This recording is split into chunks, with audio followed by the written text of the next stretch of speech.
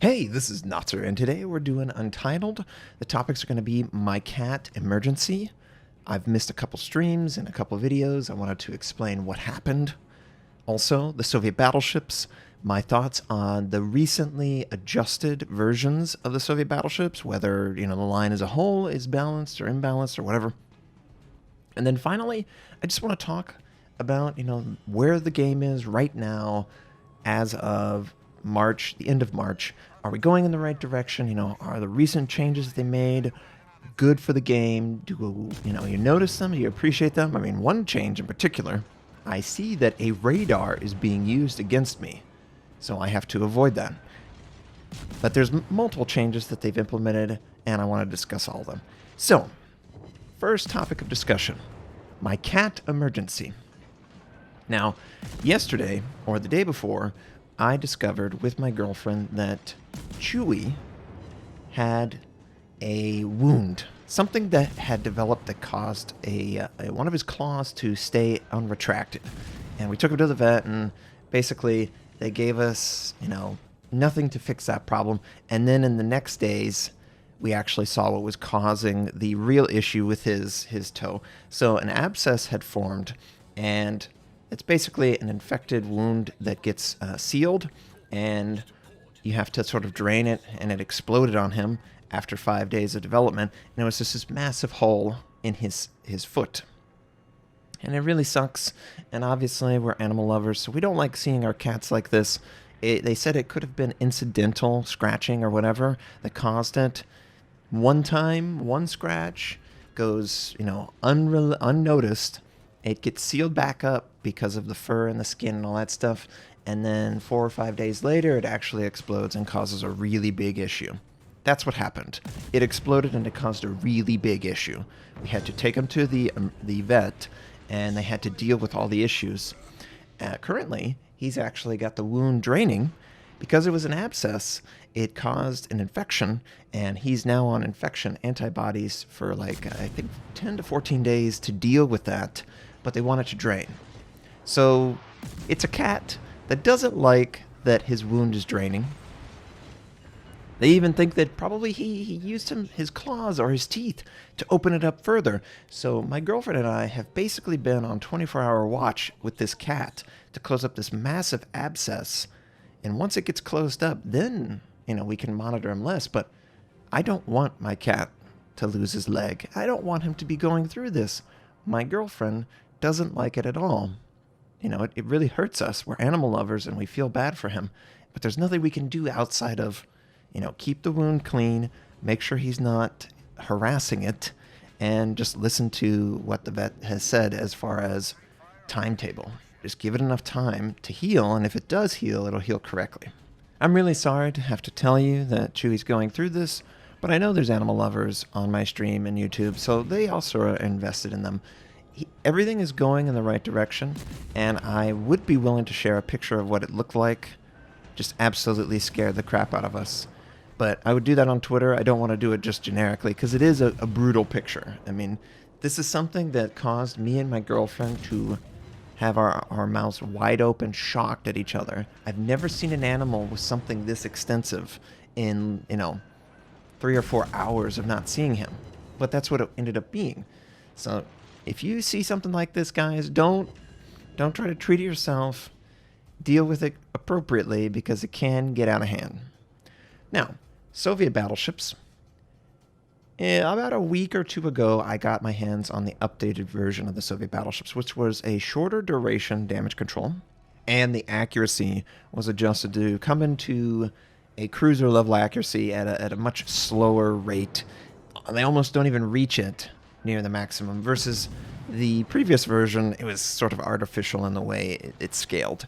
But the updated version of the Soviet battleships, I'm happy to report, very enjoyable experience.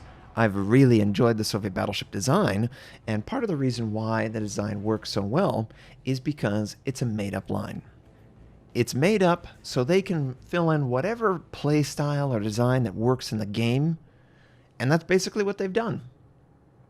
Some of the Soviet battleships had extensive armor on the outside for dealing with ice or something like that, but In general, the line itself is very artificial so that it serves the game. The gameplay is outstanding.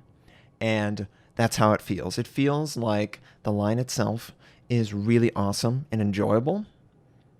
I love the back and forth gameplay. I love that I have to angle my armor, and the angling my armor benefits me. But if someone gets my flank, then they instantly crush me. I really enjoy that the excessive armor is on the outside of the ship, so it causes high explosives to shatter in certain situations. The Soviet battleships have all of these traits. And I think that's going to be absolutely wonderful. But I could totally see the damage control being the one thing that people are not willing to sacrifice. It is a sacrifice, and you have to sort of build it very tanky, very deliberate, because if you don't, then your damage control is so weak in the sense that over the span of a full game, you will not have one. You have to lower the duration on these things. So it pushes you into one specific build. You're never going to go secondary builds on the Soviet battleships. You're never going to feel like you can do anything other than a tanky build. Because anything other than a tanky build is really leaving your ship vulnerable. And that just can't happen. So that is one concern with the Soviets, is that they pretty much have, fire prevention, concealment, and then the duration skills. And, the build's pretty much chosen for everyone, and I expect that 90% of the player base is going to go a very similar build, because the damage control is so limiting in the sense that if you don't take tankiness, then your damage control will let you down more frequently. And if your damage control consistently lets you down, then why are you playing them? The whole point of the Soviet battleships is that they're strong enough that they don't need their damage control all the time. So I've really enjoyed just all the aspects of learning how to play. It's a completely new and fresh line. I think that's going to be really compelling for players. And honestly, I think battleship players deserve this type of line. They deserve to have something that's outstanding. We had the British DDs that came out. People loved them. We've had multiple cruiser lines that have just been outstanding in recent memory as well. And unfortunately, the French, there's great French ships. But on the whole, they're really uncomfortable to play because they have all their armor, all their soft armor on the outside of the ship, so it takes full damage from pretty much every high explosive shell that goes near it. So I think the Soviet battleship line as a whole is going to feel more compelling. You'll probably see it more consistently in every single game. It's just a much easier playstyle to understand. You move closer to the enemy, you get more accurate. I just think that this gameplay is magical, and it's really rewarding and really fun. I think that the gameplay is more than adequate for most players, and it's stupendous for those of us who, they love every line, they love the variety, they love trying different, pluses and minuses. Different battleship lines have better guns, or better armor, or better AA, or whatever. I really enjoy playing them all and having the variety of the game. And Soviet battleships, you ain't never seen this. So just get ready, be excited, especially those battleship players. It's going to be fun. I can't wait for the Soviet battleships to release. And you know what? I'll be the first one there grinding them out because, they're just so fun. They align well. They're sort of a part of that new age design on World of Warships that encourages aggressive damage taking, like Adrenaline Rush. That was a late bloomer that was added after the fact of the game, after replacing another skill.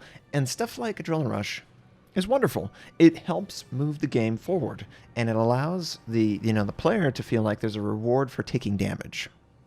I kind of feel like the Soviet battleship line has that same feeling. The reward for taking damage is that I am moving into position so that my guns can be more accurate. That's basically what you're telling yourself. And that's a really compelling outcome.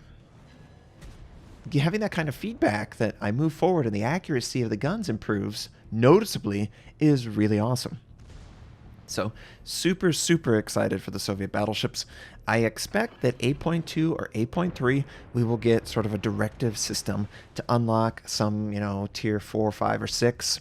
And then the patch after that, the line will actually fully launch. And when the line fully launches, I expect it to be one of the best lines in the game, because it has direct feedback for every action that you take, and honestly, that's pretty rare for a battleship. Most of the time, battleships mitigate the actions that the player can take. They minimize them so that the player doesn't, get overwhelmed. Battleships as a whole, just the gameplay itself that they offer, it's not really requiring a lot of deep understanding of the game. So in essence, it's the entry level lines for a lot of people, and a Soviet battleship line entry level is going to completely change the game for a lot of people. They're going to instantly love battleships, and they're going to want to do more with that. And in response, I would love for some battleship trait that allows their accuracy to improve as they move forward. Something like that, just in general, would feel awesome. But I'm so excited by the Soviet battleship line. I love it to bits, and I can't wait for it to come out for real. Do I love it more than the aircraft carrier rework or the British CVs? You know what? I think I do. Because this is what I've always wanted. I've always wanted a brawling, accurate line. The Germans are really awesome. But they're not awesome for their accuracy. And the accuracy of the battleships is something that can literally decide whether you live or die. And I don't feel like I'm giving up too much when I am controlling my Soviet battleships, both in brawling and long range. So I would hope that with the Soviet battleship line, obviously it's going to be better than a lot. It will require the other battleships lines to receive some tweaks. I'm hoping that some of the battleship lines receive those tweaks, and that overall we get, better, improved battleship gameplay overall, and everyone prospers, even if you don't go down the Soviet battleship line. So the Soviet battleships, awesome. Can't wait. Love the updated. I feel like they are very balanced. And honestly, it might be a little too balanced. Like, these citadels are the most vulnerable I've seen in the game. And if you don't actively hide them, you will take citadel after citadel after citadel. So just keep all that in mind. But obviously, I love the Soviet battleships. Now, the game as a whole is in an interesting state. Obviously, we got the radar change, we got the flood change, and the CV rework. As a whole, how do you feel about it? For me personally, I really enjoy the CVs in the game. They offer more dynamic feeling to the game. They're not quite as predictable, and they finish off targets that sometimes get to retreat. Like this enemy Massachusetts. This guy has been under fire multiple times, and I just fortunately got a torpedo to hit, took out his propulsion, and we were able to finish him off as a team. But he was able to escape earlier, and if I had a friendly aircraft carrier that I could call to help me, maybe he doesn't escape and reclaim 10,000 of his life or whatever he was able to heal back up. Or even that Moskva that was in the game a couple days ago. He was less than 1,000 life, and an aircraft carrier could have easily gone and taken him out and finished him off, and that would have helped the team overall. Maybe that allows us to have more, it opens up a window of aggression on that flank that you can't normally send out to finish, because you don't normally have something that has the ability to reach out and touch the enemy as they retreat without taking too much risk. So, for me, the aircraft carrier really represents this sort of dynamic, aggressive teammate who can help finish targets off and allow your team overall to feel like it has better control of the seas, and it also has better knowledge of the seas, both of which it should increase the team aspect of the game, improve the dynamic nature of it, and speed up the game. Because if you have the guarantee protection, obviously I'm going to feel more comfortable to move forward. Clearly, in my Cossack, I don't feel like I have guaranteed protection. I'm very vulnerable to the aircraft carrier, so I'm going to try and meet up with teammates who have good AA, like the Massachusetts B. But Kings of the Sea, went off. Seemed to have great games, like incredibly dynamic games, and I think that's wonderful. I can't wait to see more of it. Obviously, the aircraft carrier is not balanced all the way, and it does need to be balanced, but I hope that players can appreciate what they've seen from either watching videos or playing them or, watching competitive matches. The the game feels fresher. It feels more interesting. And it feels like the alpha of this tool, the skill, isn't so overbearing that, it's just ruining the gameplay for people. It's okay to take a little bit of damage. Players still haven't really understood that. Like, it's okay for the CV to do something. That's kind of what they're designed to do, guys. Your expectation of the squadron being completely wiped out before you get attacked with only your AA is unrealistic. Now, if you're grouped up with teammates, well, we can have a different discussion there. But expecting your only AA source to be able to completely stop them from dropping on you is not possible. You will have to deal with actively maneuvering, and you will have to mitigate some damage. Even if it's a very tiny amount, it still will have to be mitigated. So I thought that was cool. There was a little bit of exploitation in the fighter mechanic. I think the fighters are they're not functioning correctly.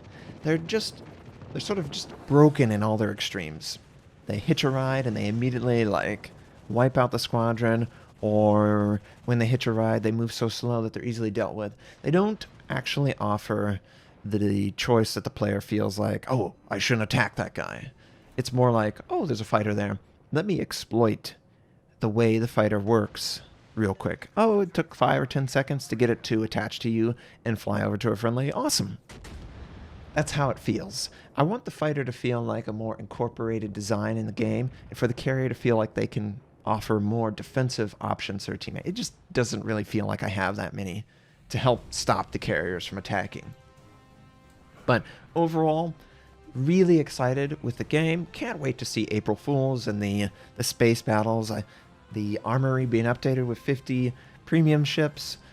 We're going to get the premium camo for space too. Yeah. I'm really excited for the game. I'm just really sorry that I've had issues. But, Chewie is important to me and my girlfriend to the point where, we're live and die because we love animals so much. And he is our priority.